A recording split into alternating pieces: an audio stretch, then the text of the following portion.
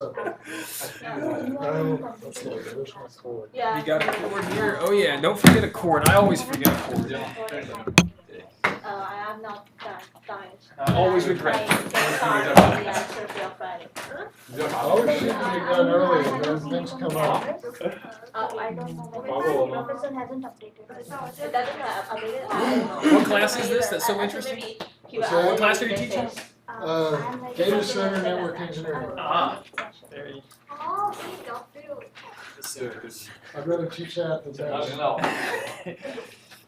All right, we'll see. Sorry to see you. It is because this is raining, so the student doesn't want to go for the classes. What's that? It is because this is raining, so the student doesn't want to go for the classes. I don't I just see know. the call huddling in the back. It's good to be that time of the term when they say the place. Yeah. Sometimes the math seems tough or boring to me, and then I look at what other people have to do, and then I'm really reinvigorated about it. It's like, wow, this is cool stuff in comparison to what you could be doing.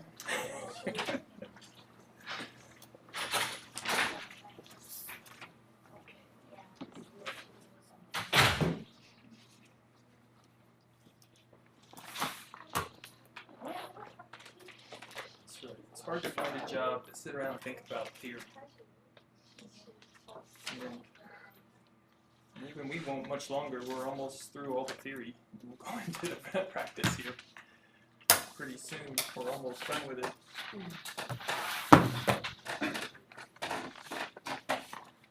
It's on to practical stuff.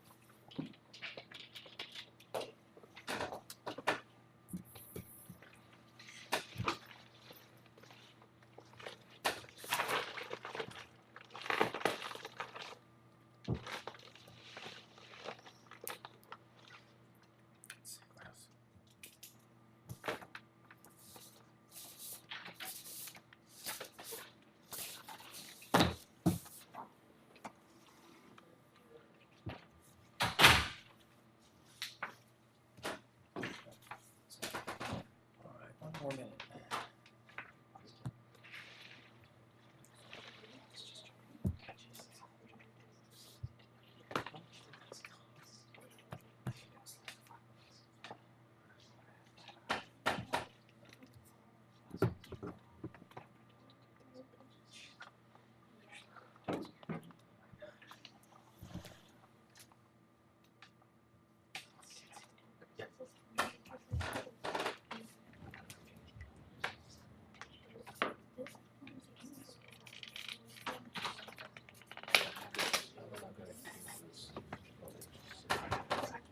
All right, before we get started, there's an announcement was brought to my attention by the grader that I have a mistake in the solutions on one of the homework 1.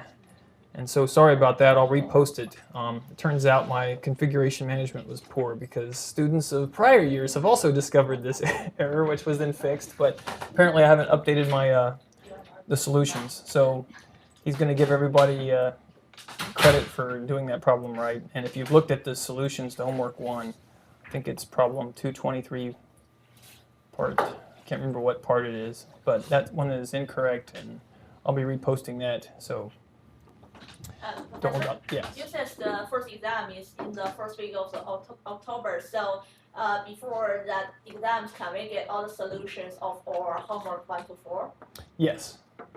Okay. That's what typically I use to drive when homework is due, because I want to make sure that you have all the homework back, all the homework solutions, and you had a chance to ask questions before the exam. So that's why the schedule is the way it is.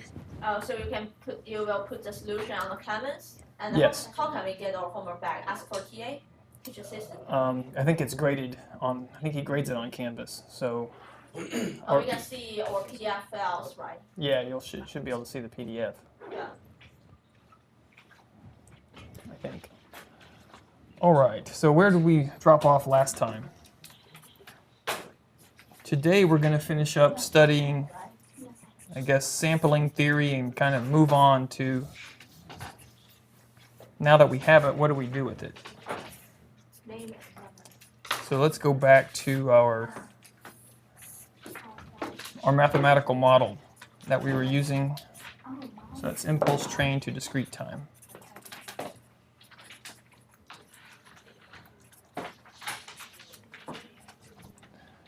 So this was the toy, and that was what? Xc of nt. So this was our mathematical model of sampling, which had a lot of caveats associated with it, if you remember. So the caveats were this is not a practical A to D converter or anything of that sort. So if you're going to want to know about nonlinearities or quantization errors or anything like that, we're not talking about that right now. And our modulating signal was what? A train of delta functions. Negative infinity to infinity, and we're sampling at nt. And I think last time I mentioned that it was somewhat curious, and we didn't go into it because it's not particularly, the analysis doesn't seem to add much to the theory of sampling of what minus k omega s k2 pi over t. So that barely fits, but the key idea was a impulse train in time. These are delta functions. If you take the Fourier transform, you end up with a bunch of delta functions in frequency. And so in some weird way, it's almost like you put in delta functions, you get delta functions out for the Fourier transform. So with those, I guess, those properties in mind, let's dig a little bit deeper into all this. So we have our model. And what first thing we're going to do is realize, well, the sampled version of the signal is just what? This one times this train of delta functions times whatever the input is. Is it multiplication or convolution? This is multiplication, which is kind of a, I'll make a note, because many times, we use for convolution in this class, but this x is a multiplication. Good question, because now I'm going to confuse you by immediately saying, let's do this in Fourier transform domain. So if we take the Fourier transform of both sides, this is continuous time. What is that going to be? And we're going to scale it by 2 pi. It's xc of j omega convolved with, and this is the convolution of xc j omega. So now we have our convolution in frequency because of the multiplication in time. Well, if we decide to go through and mechanically compute this, we've got some good news, right? The good news is this is just a bunch of delta functions.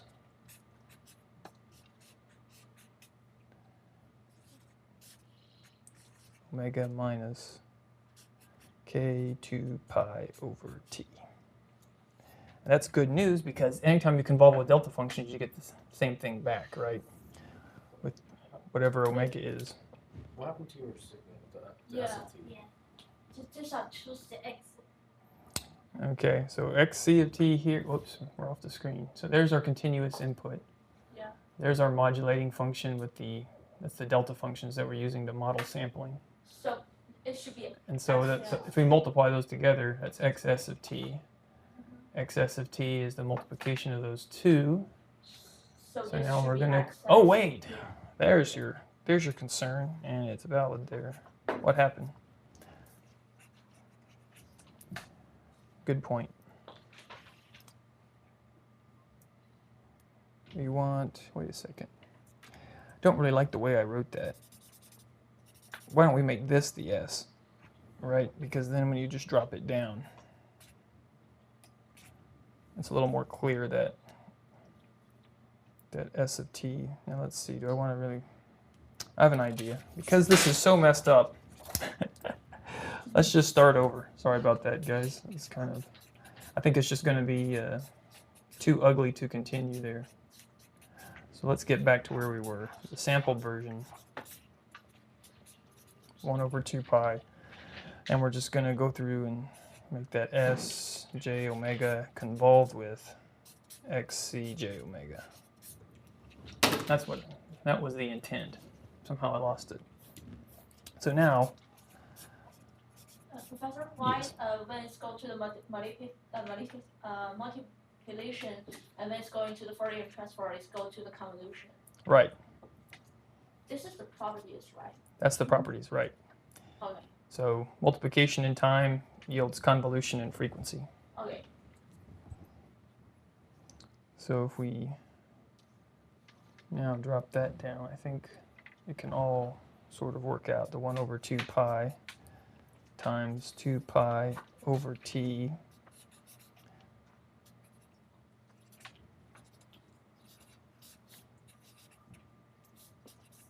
okay, 2 pi over t, and that's convolved with xc of j omega. There we go. Now the reason why we scaled this with this 1 over 2 pi is so that we get this nice scaling effect here, where we end up with 1 over t.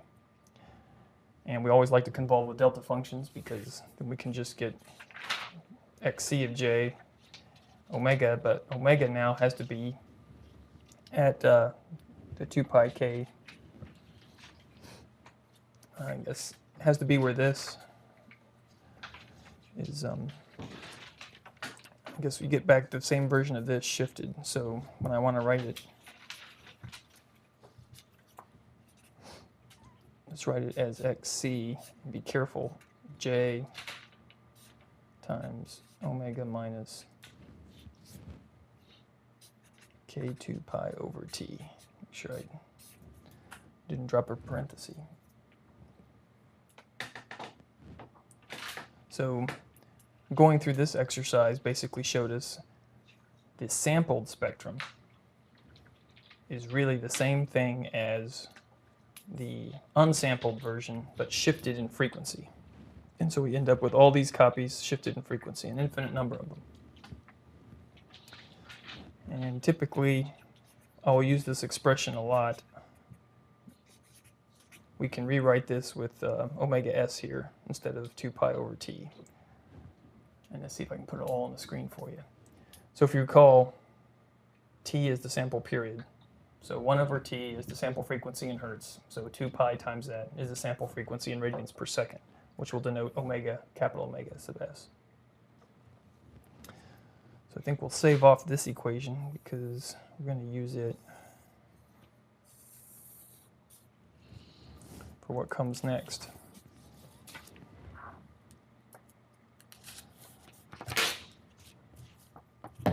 And let's make just a few bullets related to what this means. So in words, the Fourier transform of xs of t is just a sum of shifted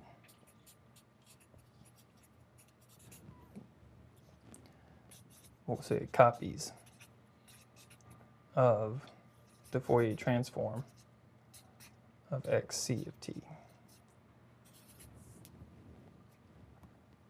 And there's a scaling of 1 over t. So that's kind of taking that equation, turning it into words. And what are these shifts? Well, the shifts are the integer multiples of the sampling frequency, which is this k 2 pi over t.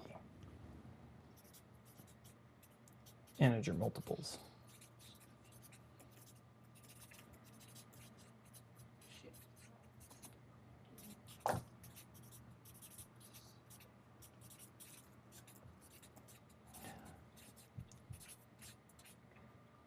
Of the sampling frequency.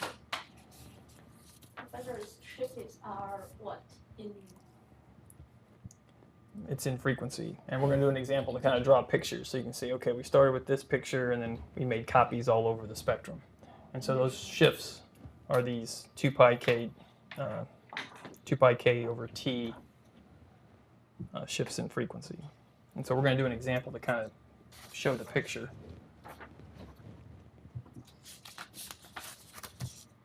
Because the equations only get us so far here. With the picture, it might help our intuition a little bit.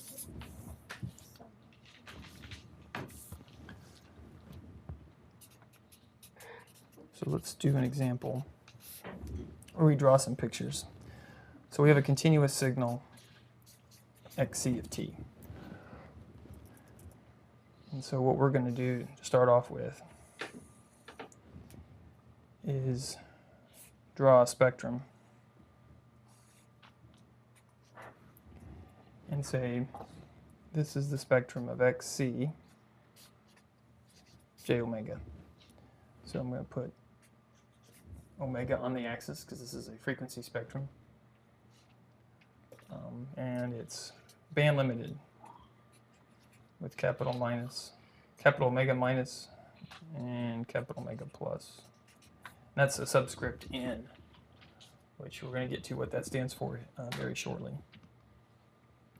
So this is the continuous time Fourier transform of this signal. Now, what is this modulating signal I've been pointing at? The modulating signal is this S of t, which is this Sj omega, which is this infinite summation of shifted 2 pi over t's.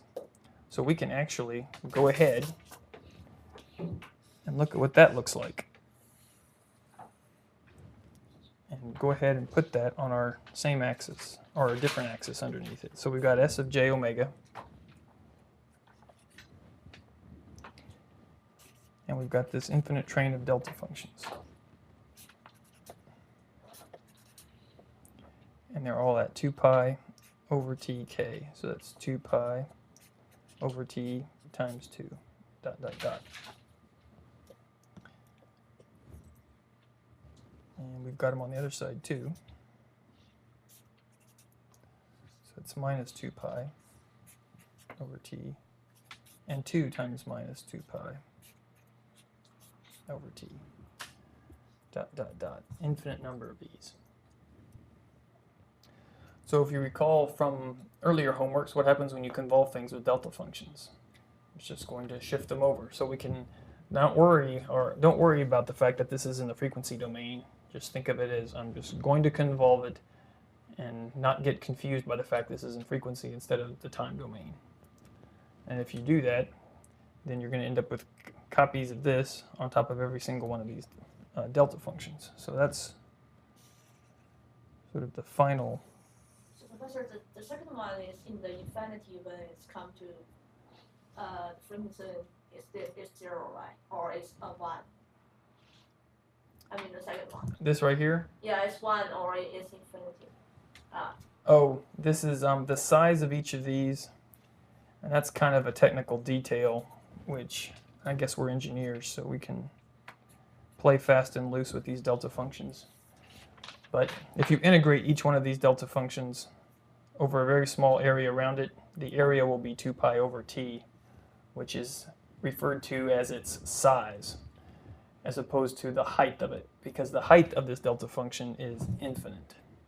So it's kind of a technical detail, but I don't really want us getting bogged down in mathematical technical details, at least not that mathematical technical detail. So I'm just going to put this here as this line here saying 2 pi over t, and the fact that I've warned you that these are delta functions, they're infinite height, but the size is 2 pi over t. Hopefully that won't totally throw us off.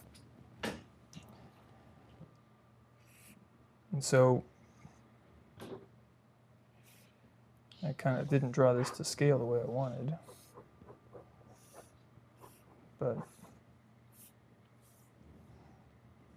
we'll try to get it all on here. If we convolve these two together, we end up with x of s j omega. So this was xs j omega is what we're drawing down here, and it was what? It was the convolution of the Fourier transform of the unsampled spectrum, unsampled signal spectrum with this train of delta functions. So we're just kind of going through that same mathematical procedure, but sort of graphically to see what's going on. And so we end up with the same thing times 2, that's centered at 0,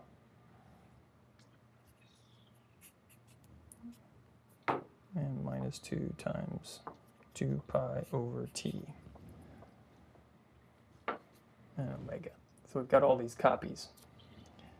And ideally, if I had drawn it perfectly, we would want to have a triangle kind of on top of these delta functions, and it would all line up. But you can see from the bottom, 2 pi over t, 2 times 2 pi over t. Now, what's the other way we can write this? What is 2 pi over t? Well, that's just the sampling frequency, omega s, in radians per second. So other ways you'll see this written is omega s, 2 omega s, minus omega s, minus 2 omega s, etc.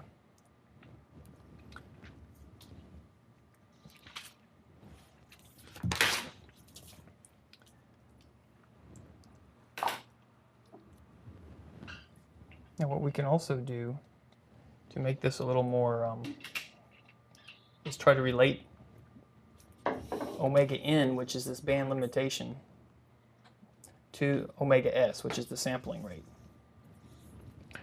And so I'm going to assume omega s is, I'll just say, much greater than omega n. If we draw that, what would it look like? Well, each one of these things is going to be spread farther and farther out, right? So you may end up with something that looked kind of like this, where that's omega n, that's centered at omega s, centered at 2 omega s. And this is our sampled. We're just looking at how that spreads it out.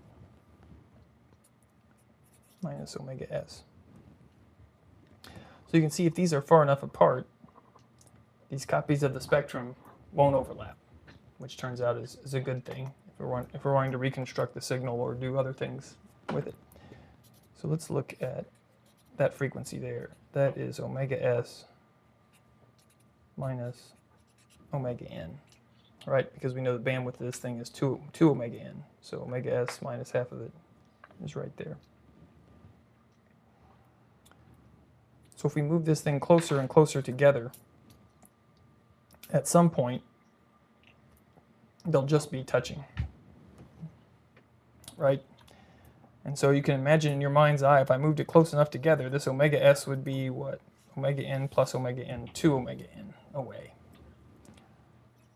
So we're going to start with the copies don't overlap.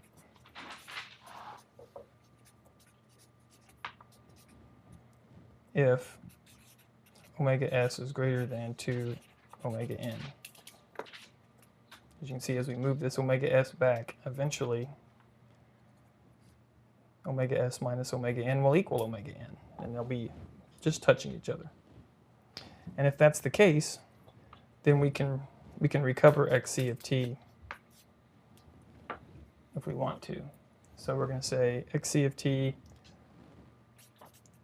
can be recovered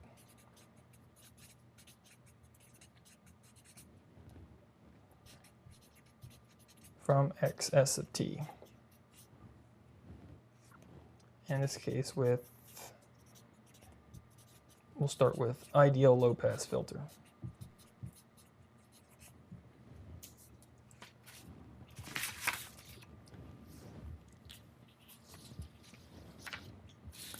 So what is this ideal low-pass filter?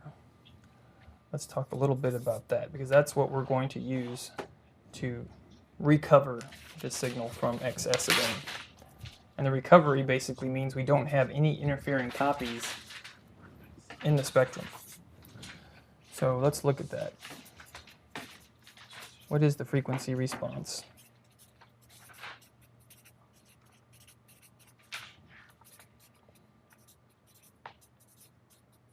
of an ideal low-pass LP?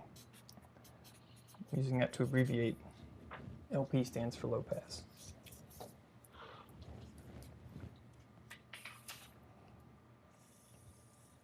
Now in our case, we're concerned with reconstruction. So we're going to call this H capital R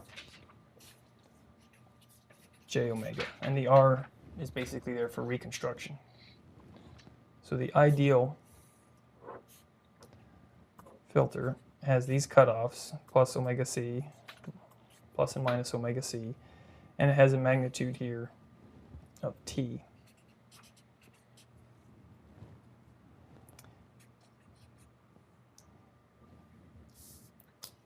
And one of the reasons why it has, or the reason it has a gain of T, so we'll go back to our original equation. We want a gain of T there because what was the original sampled signal spectrum? It was scaled by 1 over T. So to cancel that term and reconstruct, we want a gain of T here when we filter that signal. And the C stands for cutoff here, so this is a cutoff frequency.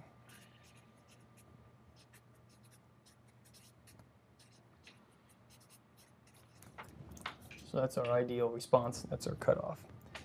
So let's apply this and see what happens.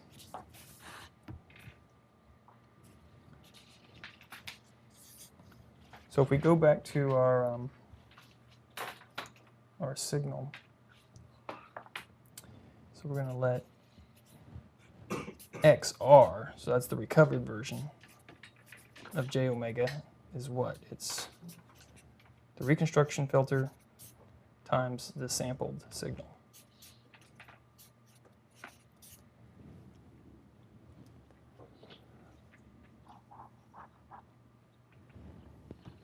So let's do a little sketch of that. So we've got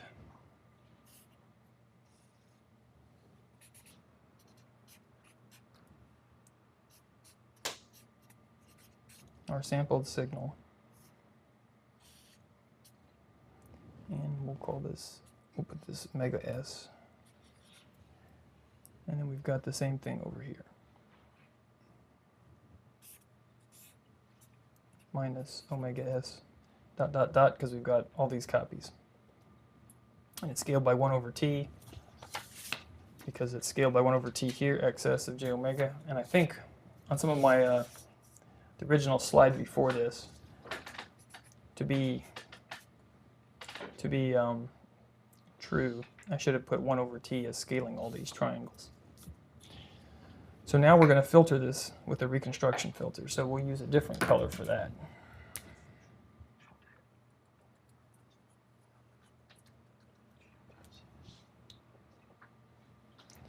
So his cutoff is what, minus omega C plus omega C,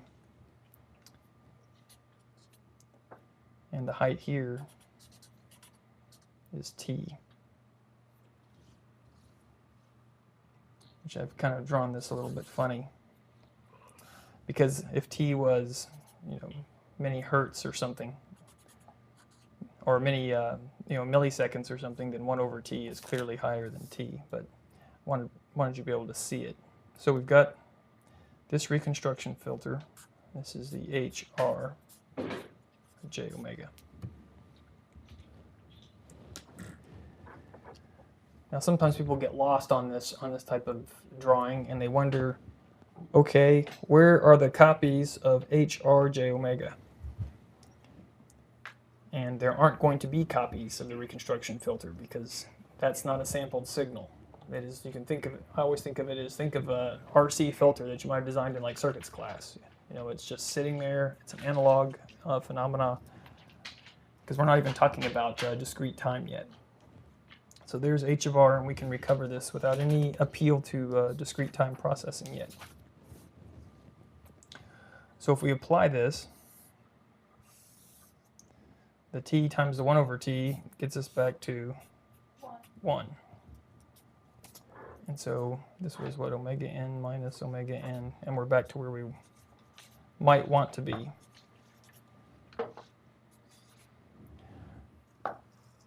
And typically this type of demonstration is kind of mostly to show you that it's possible and that when you sample these signals, you're not losing any information if it's band limited, is the bottom line. Because you're not going to be using DSP to sample a signal and reconstruct it right off the bat. So you're going to be doing some kind of processing. So this is XR J omega, the reconstructed X. And there are no copies because we filtered them out.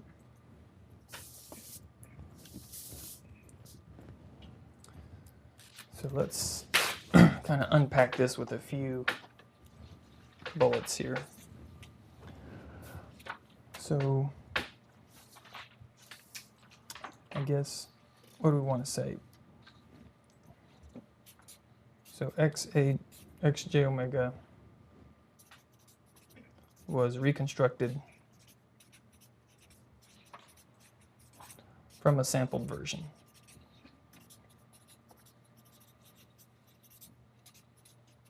So we didn't lose any information and we didn't distort anything under these conditions. We had a reconstruction filter, which has a magnitude of t. So we'll say has magnitude of t. That compensates for the 1 over t caused by the sampling. And finally, how did we draw this? We drew this such that the omega n was less than omega c,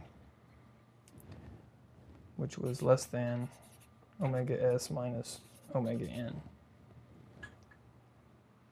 And what does all that mean? Well, this is saying that the edge of the signal of interest was less than the cutoff, so it was inside the filter, and it was less than the edge of the nearest copy, omega s minus omega n, right? So that takes us back here. Omega s minus omega n is outside omega c, hence omega s minus omega n greater. And the edge of the signal of interest that we care about is omega n, which is inside it, which is here. So under all these conditions, everything works. And the other bottom line issue is we haven't done any discrete time yet. We're just looking at the implications. So now we've looked at a case where it doesn't overlap. Let's see what happens when it does overlap. What is that situation? So now let's just do an example.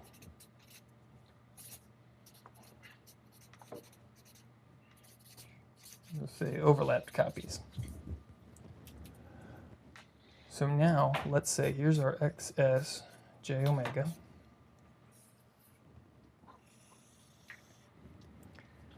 And we're going to have to create a little grid here for this.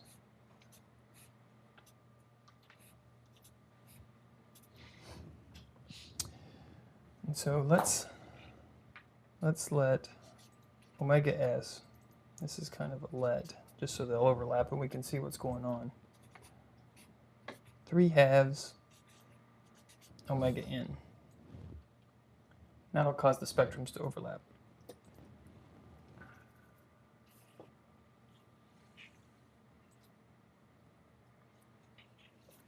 Omega n minus omega n. And this is sampled, so that's 1 over t. Well, if we look at this, omega s is 3/2 omega n. And I decided to make omega n divisible by 2 here. So omega n by 2, omega n, 3 omega n by 2s. So we got another one right here. And its width is also 2, so 1, 2. And that's omega s.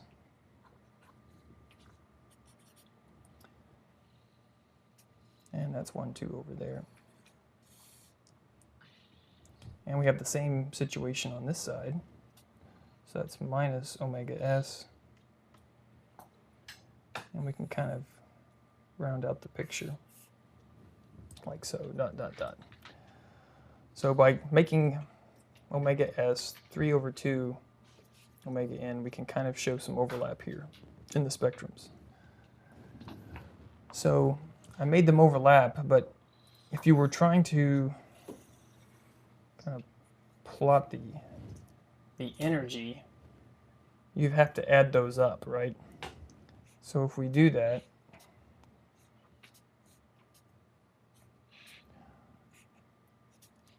we end up with the spectrum sort of changing. So let's just do that. We've got 1, 2, 3. And notice, I think that's about the same there. We're going to end up with a shape kind of like this.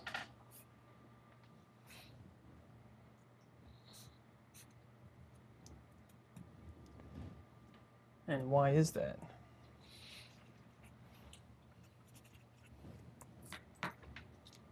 Well, if you sum up the energy of the blue, and then that's from this guy, and then you sum up the energy, you know, from the red, you're going to end up with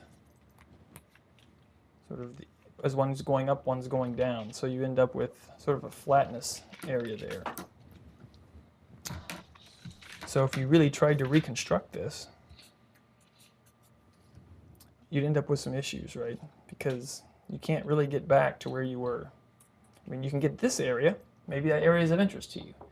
And as we get more into the practical elements of this course, we'll find that aliasing is fine. If you're not going to use that information anyway, why try to preserve it? Just use the lowest sampling rates, lowest data rates, and ease of construction that you can get away with. If we didn't care about that information, then that's a great idea. But if we did, then we've got, but if we do care about it, we've got a problem. So if we were going to set a filter, a reconstruction filter at omega s over 2, or some other place, we're going to have aliasing distortion because we've got, you know, kind of the wrong shape in this area.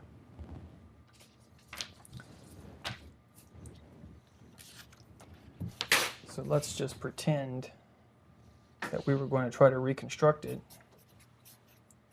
The reconstructed version would look like what?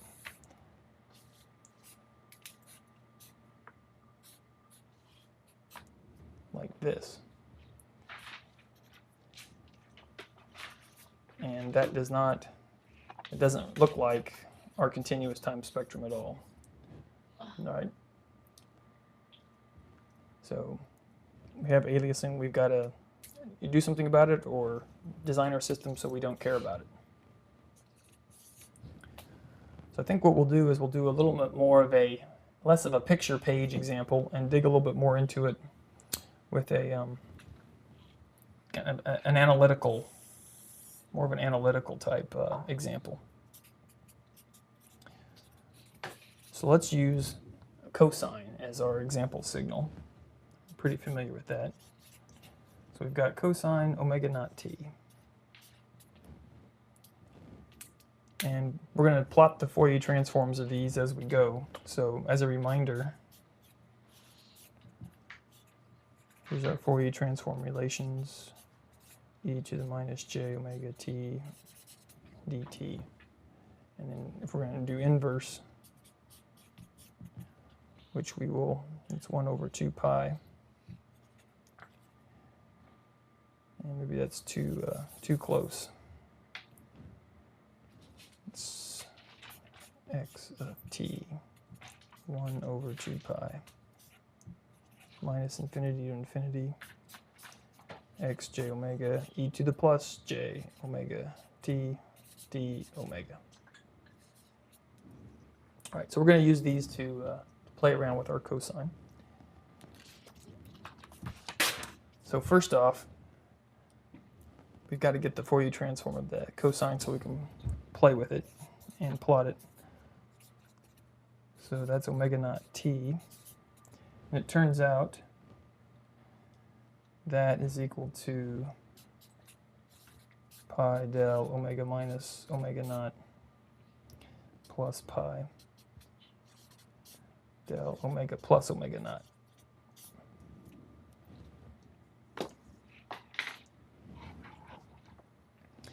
Now this is kind of easy to show if you're working backwards, because you can kind of take the inverse Fourier transform and see how it works, which is what we'll do real quick. If we take the inverse Fourier transform of omega minus omega naught plus pi omega plus omega naught, we can plug that back into our handy formula right here,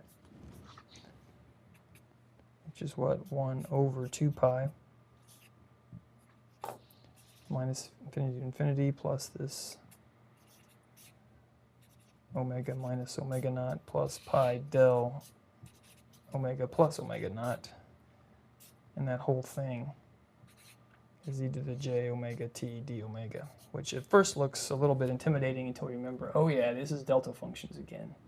Nothing to be afraid of because we can use the shifting property of the delta function. All right, so if we do that, we end up with 1 over 2 pi. Using that shifting property, how does that work? You replace the omega in this kernel part here, e to the j omega t, with whatever makes this delta function go to, I guess, be 0 in the argument. So that'd be omega naught. So we say that's going to be pi e to the j omega naught. There's a t. Right, and then we do it with the second one, pi. What makes this argument go to 0? Well, omega has to be negative omega naught. So e to the minus j omega naught t. And luckily you can recognize this as the pi's cancel. 1/2 of this, that's just Euler's expression, so we're back to omega naught t.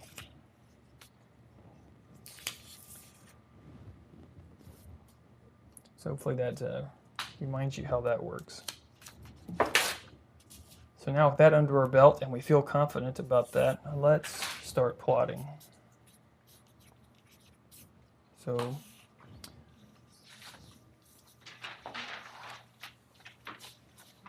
the Fourier transform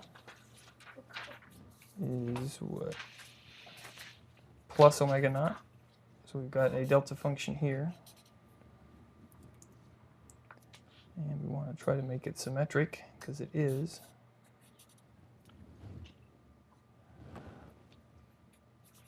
Minus omega naught there. And because things are going to starting to get mixed up, I'm going to put a slash through this one. And I'm doing that because I want to mark where it started. And we're going to, remember, we're going to start sampling this stuff, so things are going to start shifting around. So I want to make sure the signal that was here, how is it going to, where is it going? This cosine formula is for xc or for xs or for hs? This is for xc, this cosine. Yeah, that's a good point. Kind of said we'll do an example. But our continuous time signal And, will be cosine omega naught t. and now we want to get the xs, right? That's our next step, yes. Okay. That's right. And maybe just to keep track if things get a little hectic, we'll say that's the Fourier transform of cosine omega naught t. Just up there in the corner. In case you get like, is this xc or xs? This is xc. Nothing's been sampled yet. And now to take a look at this, we're going to, again, I'm going to let omega s equal 3/2 omega naught this time. And so we're picking this as a free parameter just to watch, kind of watch what happens in terms of the aliasing. So as a reminder, now we're going to convolve this spectrum with XS, which is that modulator, which if you remember what it's the, well, I guess it's not the modulator, it's the sampled signal. So let's just jump to that, which is what? XC, J, and it's all the shifted copies. And we're going to write it as K omega S. So this is the sampled version of that cosine. And so we end up with that expression. So now, can we plot that on the same underneath here?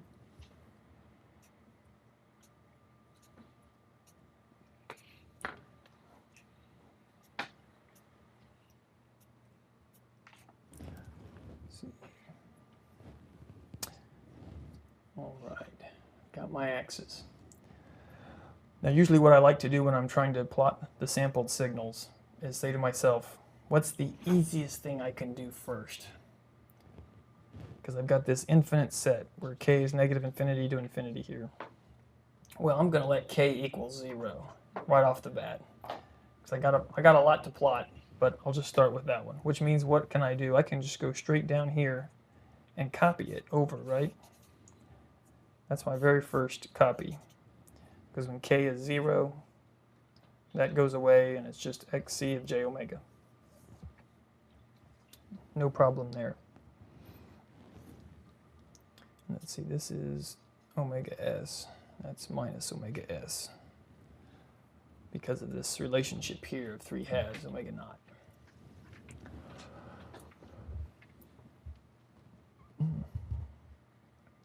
So if I'm going to make copies at integer multiples of k omega s, let's see, I didn't copy everything down yet. There we go. Before we get started, we've got to make sure it's exactly the same. All right, looks like it's the same. Now I'm going to start shifting these things. So I've got omega naught here, or really right here. Now I'm going to shift it by omega s. Well, let's shift it to the right.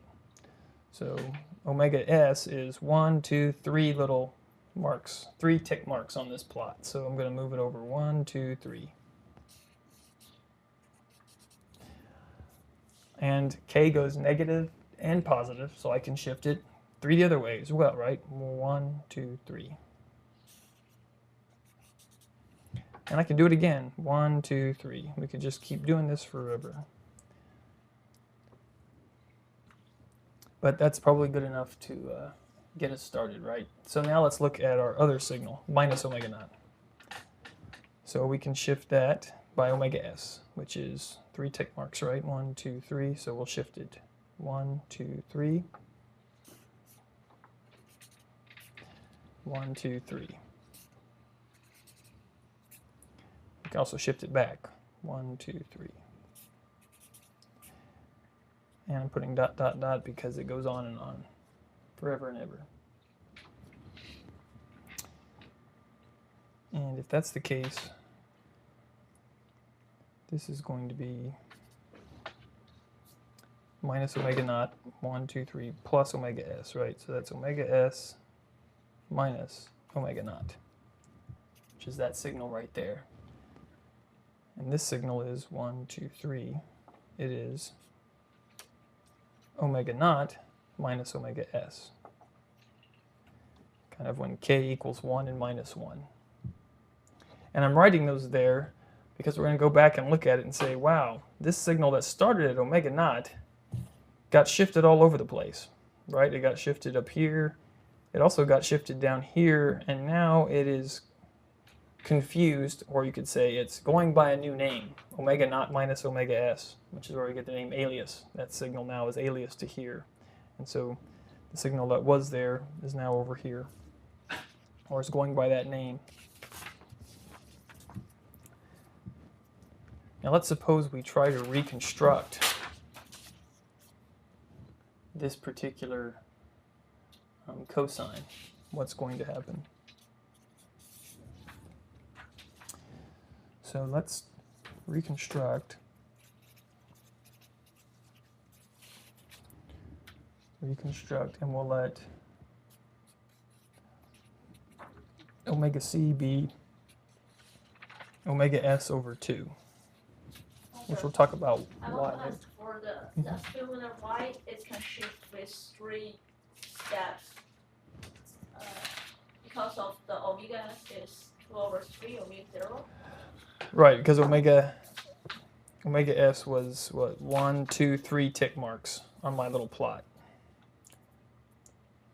I mean, It's- we start from omega 0 and then shift it. Right, so if I'm going to shift it by omega s, well, how much is omega s on my chart? Omega s is 1, 2, 3 tick marks. So if I'm going to shift this signal, 1, 2, 3, see, or shift it back, 1, 2, 3. So I kind of scaled the chart so we could sort of draw the cartoon and move it around. But that's arbitrary. I just did that so it would be hopefully easier to follow and easy to draw. There's no magic to it being 3 halves or not. So in this formula, you get the omega 0 is 2, and it's multiplied by 2 times 3, and then you get omega s. Right, because if you look at my little plot here, what is omega naught? It's 1, 2 tick marks. So if I take 2 tick marks and divide by 2, multiply times 3, 2 divided by 2 is 1 times 3 is 3 tick marks. 1, 2, 3 is omega s. 3 tick marks for the little plot. Oh, okay.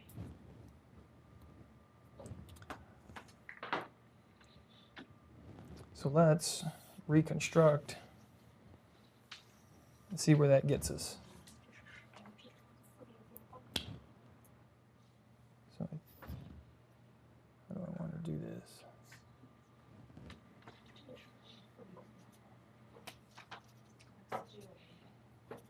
One, 2, 3.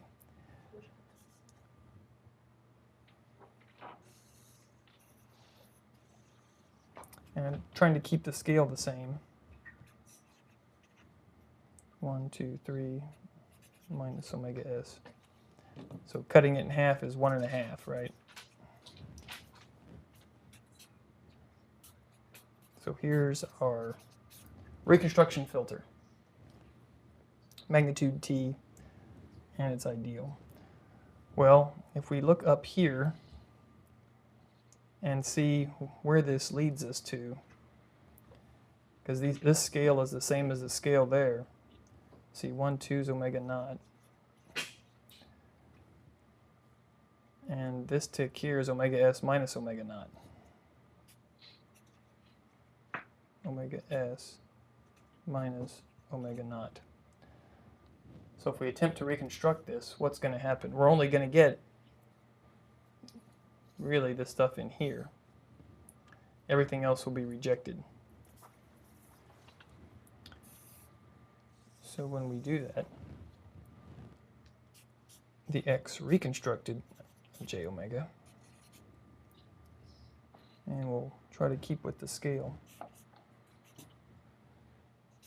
Professor, why that point is omega s minus omega 0? Omega s minus omega 0? Yeah.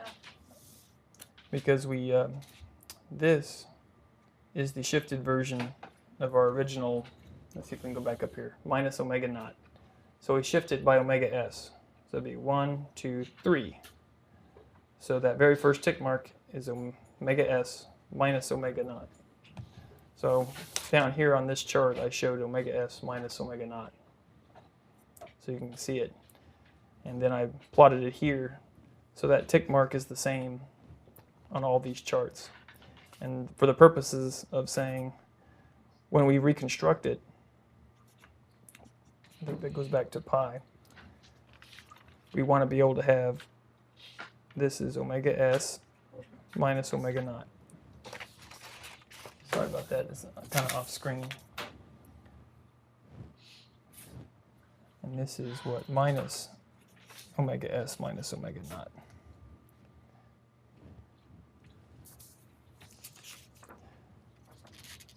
So we end up with these two signals left. Everything else has been wiped out by this filter. So all the high frequency stuff's gone. We've got this back. Well, is this the original thing we started with? And, of course not. It's not even close. This stuff is sitting at omega naught. And this has the things kind of swapped for what it's worth, and they're at different frequencies. So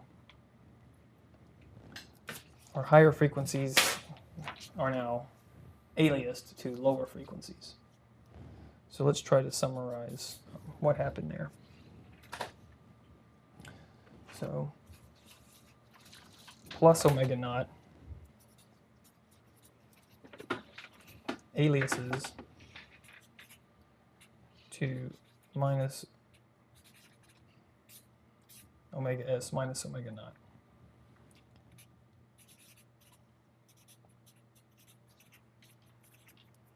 And this one alias to just omega s minus omega naught. I think it's more easy to see that here in the summary of, yes, the plus frequency, which I'm using with not a slash, now is on this side of the frequency axis, which is what? Omega naught minus omega s, which I'm writing now as negative omega s minus omega naught. Just so you can kind of see that these are really the same magnitude, they're just different signs, which is the same thing we had to have over here. And the big caveat here is when what? When the sampling rate was that.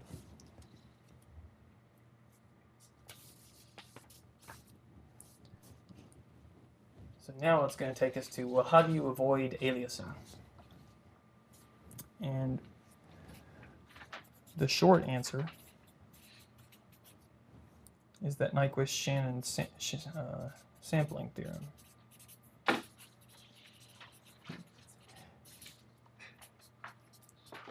Which is good for theoretical stuff, and we're going to look at it that way, but also I'm going to get on a soapbox about aliasing as sort of the death and taxes of DSP. You always live with it. You just control it, you specify it, and you design filters to live with it. And we're going to do a little bit of that because that's more of the practical side. But just from trying to understand it, let's start with how can we completely avoid it if we need to. So if XC of t is a band limited signal,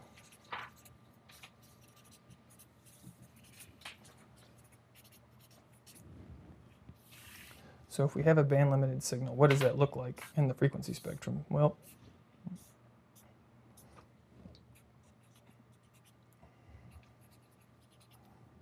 that means it looks something like this, where for some frequencies it has zero energy. So XC of j omega equals 0 for omega greater than or equal to omega n. That's the definition of band limited. There's no information out here, there's nothing going on. So the information content is limited to here. The spectrum is limited there.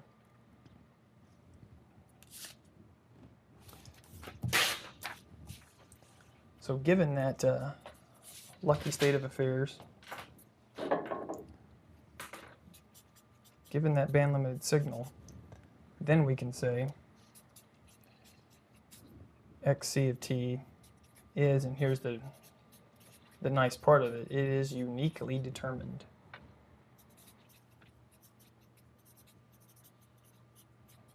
Uniquely determined.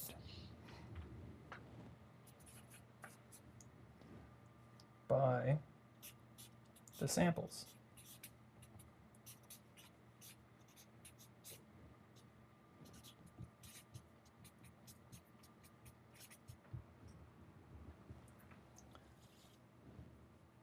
So it's great. It's uniquely determined by the samples. We didn't lose anything if the sampling is greater than 2 times omega n, where omega n is called the Nyquist frequency. So that's why we're calling it omega n all this time. and omega s, which equals 2 omega n, is called Nyquist rate. So you can see it's kind of the minimum sample that's required to, in theory, uniquely determine xc of t by its samples. So there's sort of the standard way of avoiding aliasing in theory. But all that was, at this point, we're just talking about sampling in general, but not really about the discrete time stuff, which is really what our interest is here. So what we want to do next is, now that we kind of have some ideas about how sampling works, how we can mathematically model it, how do we make that mapping from the analog continuous time over into discrete time spectrum? So that's our last thing to look at today. So for our last thing, let's go back to our handy little model one last time here. Xs of t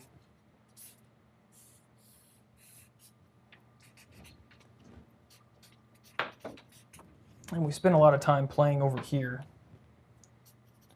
Now we want to finish up, how is the spectrum in continuous time related to the spectrum over here in the DTFT land in discrete time? That's what we're trying to do. So impulse train to discrete time.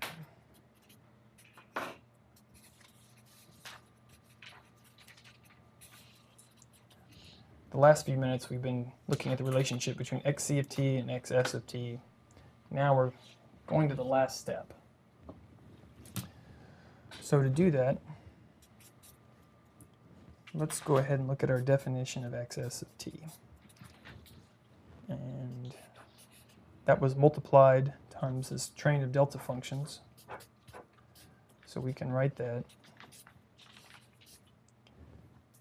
t minus nt, where each one of these samples only has a value when t equals nt. So we can kind of write it like that. And now we're going to take the Fourier transform of both sides to get us to the xs of j omega again. So let's go back there. And if we take the Fourier transform,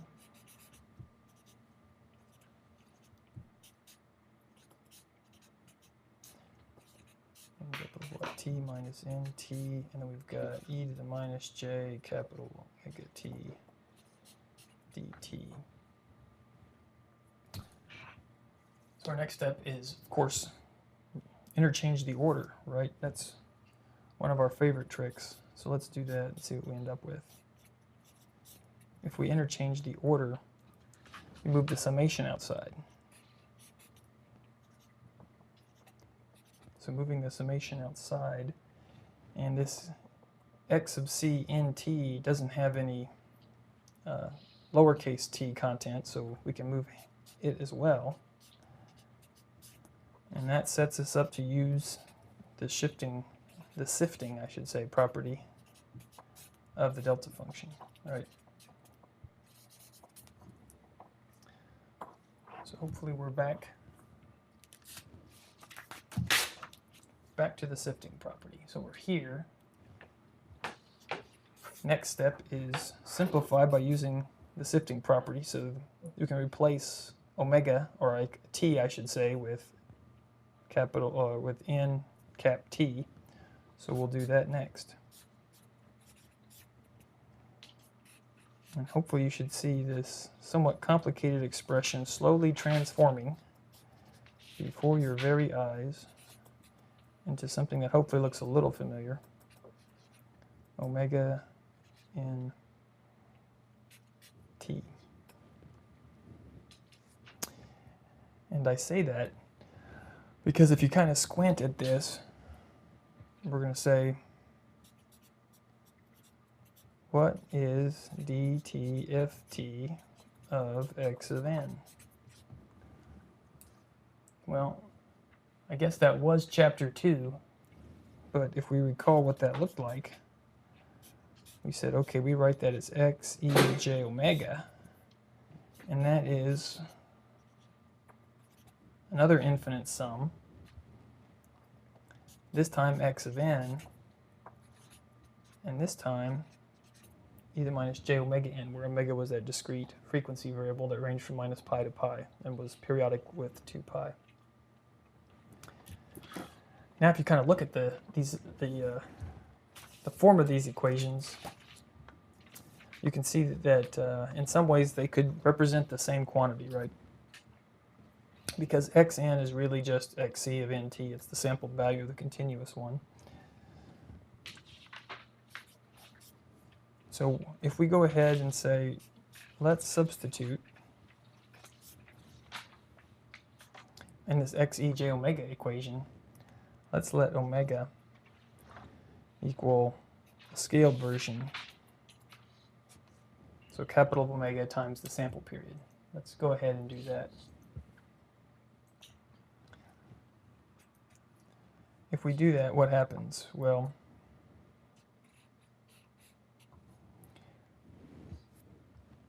xn is the same as that, so I'm just going to write that as n cap t. And e to the minus j omega, well, omega, if we evaluate this where omega is equal to that, we end up with what? Minus j omega t n. Well, what is this? It's just equation 4, right? So it's xsj omega. So this is a very practical, hopefully convenient way when you're thinking about this to say, all right, we're starting in continuous time frequency, or continuous frequency either in radians or hertz or whatever. And we went through this laborious process, kind of step by step, to show you what the sampled spectrum looks like in continuous time. It's spread out all over. How do I go from there, which we spent the first 50 hour of class talking about this, to here?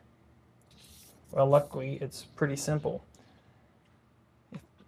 If the frequency, the discrete time frequency variable is scaled like this, then you can take this and go backwards, or you can take this and go forwards, whatever you need to do. So we're going to do that next, just to kind of have both going for us. So that's our important relationship. And so we're saying, if you go ahead and scaling the continuous time,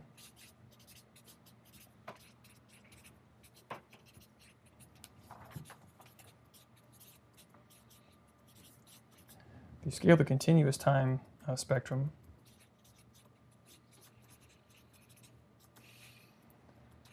by cap t, you get discrete time.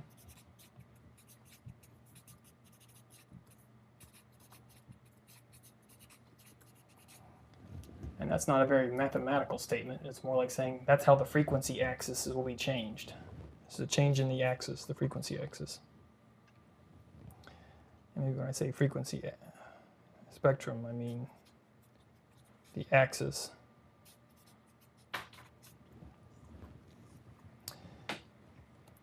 Now, let's go backwards, because I think that's really what's of interest here. So let's take xs of j omega, which we've been playing with. And that was what? That was the sum of all these shifted copies, which we've been drawing all afternoon. K omega s. So we've got all our shifted copies.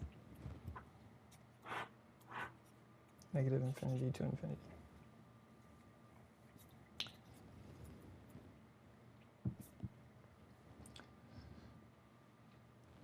And what do we know? We know that if we take the discrete spectrum and scale it like this, it's the sampled version. I just showed that in equation 6. So that implies that if I have this, xsj omega, and then set omega, capital Omega, equal to little omega divided by t, I can get xej omega. And that's typically how we're going to do it. If we end up with some kind of a plot like this, xsj omega, like for instance, this one we had here of xsj omega, we'd go through each of these omega naughts and multiply them times t to get xej omega. And so we can relate these right off the bat. Now for our final manipulation here, what we want to do is tie back xc, the continuous time spectrum that's unsampled, all the way back, not through the sampling and all the way back to, or I guess tie it all the way forwards to xej omega. So how do we do that? Well, luckily we have it right here, right? xs is related to xc, the continuous time unsampled version. I have a relationship between xej omega and xs, so let's just substitute them in. So I'm going to say sub 7 into 8. So now we can tie it all the way back. X of ej omega is what? Well, it's xs of j omega, where all these omegas are what? Small omega over t. So let's just do that. And now we have it all tied together. This is the continuous time. And we're going to put, wherever we see a capital omega, we're going to put small omega over t. Minus k, and omega s is 2 pi over t. So we can leave that as 2 pi over t, I think. We'll leave that right like that. So now we can tie it all the way through.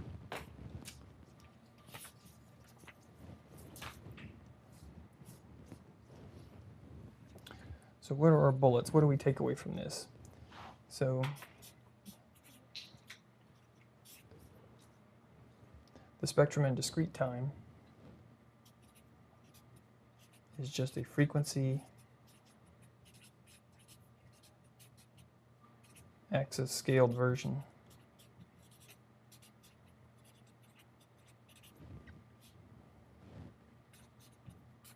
of xsj omega. That was one of our takeaways, and the big takeaway is, of course, that frequency variable is what? The continuous time one scaled. So we're going to use that a lot in moving back and forth.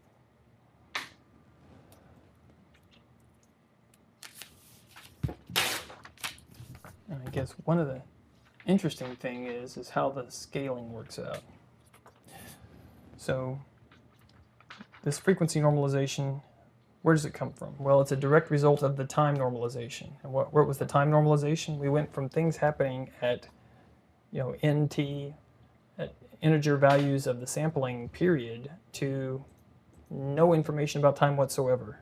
It's normalized out, it's divided out. Now everything is indexed based on 1, 2, 3, etc. There's no more information about time. So think about this. The sample spacing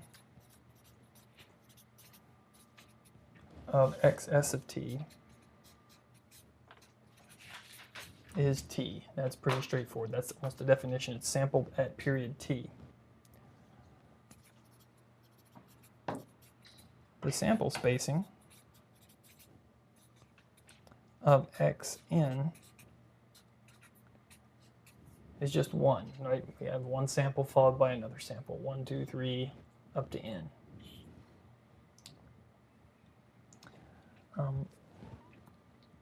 Let's see. omega s is 2 pi over t. So omega s, little omega s, has got to be what? Capital omega s times t, which is 2 pi. Which is a good thing because we've been talking about how this is periodic with period 2 pi. And so let's think about the symmetries here. The time axis was between x of t, or xs of t and xn was divided by t, right? That was the time axis scaling. And I say that because we had it spaced at t, now it's spaced at 1. So we had to divide t by t to get 1. But what about the frequency axis scaling?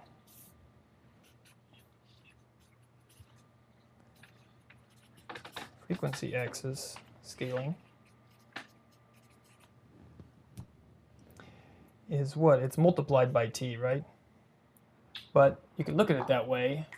I kind of prefer to look at it as I'm normalizing it by 1 over t. So if you divide by 1 over t, multiply times t, right? Which is this relationship here, which we're going to use over and over again. So in some sense, when you're going from this continuous time sampled version, you divide out t, that scales the time axis. It normalizes it. What about the frequency axis? Same thing. You divide by 1 over t, because 1 over t is like a frequency. It's like a frequency factor, right? So in some sense, you're just normalizing based on that. And I think this is a good place to start. And next time we'll do a concrete example with real numbers to kind of put this to make the ideas concrete.